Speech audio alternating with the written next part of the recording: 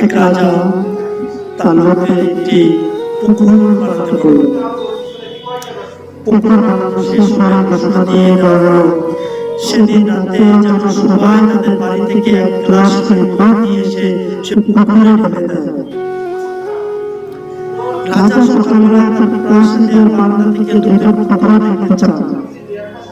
সবার কাছে রাজার এই নির্দেশ পৌঁছে দেওয়া হলো, এক লোক ভাবে যে সবাইকে গ্লাস করে পানি দিয়ে যাবে, যদি সে রাতে অন্ধকারে ভাবে ভোরের জায়গায় পুকুরে এক গ্লাস পানি দিয়ে দেয়, আশীর্বাদ কেউ বুঝবে না, তাই সে সকালে সাথে সবার হাত গ্লাস পানি ঢেলে দিয়ে এলো।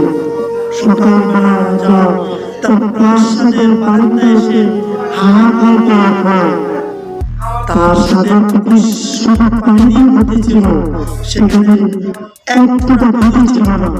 আসলে সবাই ভেবেছিল যে আমার আর দিয়ে যাওয়ার দরকার নাই, অন্য পুকুর পানি হবে।